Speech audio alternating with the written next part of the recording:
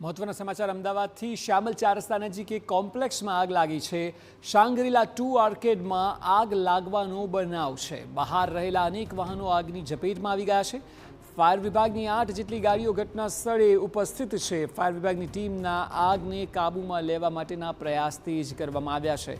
આપ જુઓ, જે દ્રશ્યો સામે આવી રહ્યા છે તે વિકરાળ આગની સાબિતી સમાન છે। અનેક વાહનો પણ બળીને ખાખ થઈ ગયા છે। બહારની બાજુ લાગેલી આગ છે કે જ્યાં કેટલીક દુકાનો તો છે જ ઝપેટમાં, પરંતુ બહાર પાર્ક થયેલા વાહનો પણ આગની ઝપેટમાં આવી ગયા છે। શ્યામલ 4 રસ્તા નજીક આ ઘટના શાંગ્રીલા 2માં બની છે કે જ્યાં ફાયર વિભાગની 8 જેટલી ગાડીઓએ ભારે જહેમત બાદ આગ પર કાબૂ મેળવ્યો હોય તેવું લાગી રહ્યું છે, કારણ કે દુકાનોમાં આગ અને બહાર રહેલા વાહનોમાં આગ ફેલાઈ છે અને વાહનો ઝપેટમાં આવી જતા લોકોને પણ ખાસું નુકસાન થયું હોય તેવું દેખાઈ રહ્યું છે। આગ કેમ લાગી તે એક રીતે તપાસનો વિષય છે, પરંતુ આ આગની ઘટના બનતા થોડા સમય માટે આખા કોમ્પ્લેક્સમાં અફરાતફરીનો માહોલ સર્જાયો હતો। શાંગ્રીલા 2 આર્કેડની આ ઘટના છે। અચાનક આગ કેમ લાગી તે એક રીતે તપાસનો વિષય છે, પરંતુ આ આગ લાગતા લોકોને ખાસું નુકસાન થયું છે, કારણ કે દુકાનો તો સળગી છે, બહાર પાર્ક થયેલા વાહનો પણ આગની ઝપેટમાં આવી ગયા છે। વધુ માહિતી આપી રહ્યા છે આખા મામલે સંવાદદાતા રોનક વર્મા। રોનક, આપ ઘટના સ્થળે ઉપસ્થિત છો, આપ જણાવો, આપ શું જોઈ રહ્યા છો? ત્યાં આગ કયા કારણોસર લાગી અને હાલ શું સ્થિતિ છે?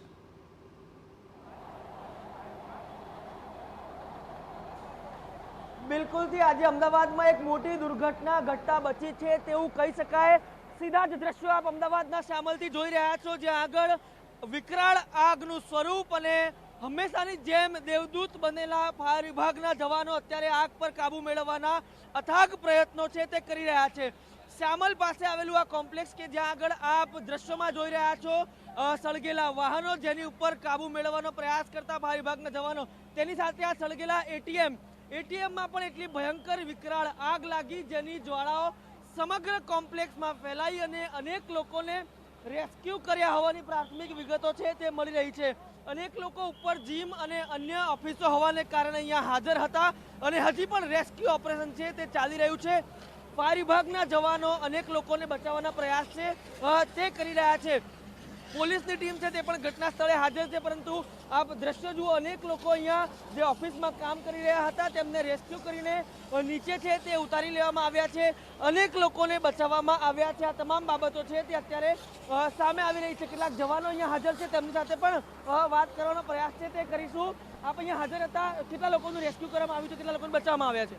50 થી 100 જણનું રેસ્ક્યુ કરવામાં આવ્યું છે। હજુ બીજા અંદર લગભગ ફસેલા બીજા 50 જણા જેટલા। અચ્છા, તાત્કાલિક પોલીસ અહીંયા પહોંચી હતી, કેટલા લોકોનો જીવ સતર્કતાને કારણે બચ્યો છે? શું કીધું?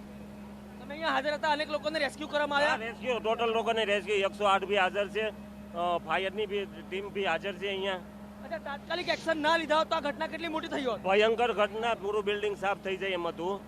સ્વાભાવિક રીતે પોલીસ, ફાયરના જવાનો, તમામ લોકો અહીંયા હાજર છે, જેઓ સ્પષ્ટપણે કહી રહ્યા છે કે તાત્કાલિક પગલાં ન લેવાયા હોત તો ખૂબ જ ભયંકર આ સ્વરૂપ છે તે લેવાયું હોત। આપ દ્રશ્ય જુઓ, જે એટીએમ છે તે એટીએમમાં અત્યારે પાણીનો મારો ચલાવીને આગ પર કાબુ મેળવવાના પ્રયાસ છે તે કરવામાં આવી રહ્યા છે। ફાયર વિભાગના જવાનો છે તે સતત અત્યારે જ્વાળાઓ સામે લડી રહ્યા છે, પરંતુ ખૂબ અગત્યની વાત એ છે, જે પ્રકારે પોલીસ જવાનો કહી રહ્યા છે કે જો તાત્કાલિક આગ પર કાબુ ન મેળવાયો હોત તો ખૂબ મોટી જાનહાનિ છે તે થઈ હોત। અત્યારે જે ઉપર જીમ સહિતની જે બાબતો આવેલી છે, ફાયર વિભાગના જે મુખ્ય અધિકારી છે તે અહીંયા હાજર છે, ઘટના સ્થળ પર હાજર છે, તેમની સાથે પણ વાત કરવાનો પ્રયાસ કરીશું। તેઓ નીચે ઉતરી રહ્યા છે। કેમેરા પર્સન ઇમરાન શેખને કહીશ કે આપણે બીજી તરફ જવાનો પ્રયાસ કરીએ, જેથી તેમની સાથે વાતચીત થઈ શકે અને દર્શકો સુધી સાચી ઘટનાનો જે ચિતાર છે તે પહોંચી શકે। આ તમામ બાબતો વચ્ચે અત્યારે પાણીનો મારો છે તે સતત ચાલી રહ્યો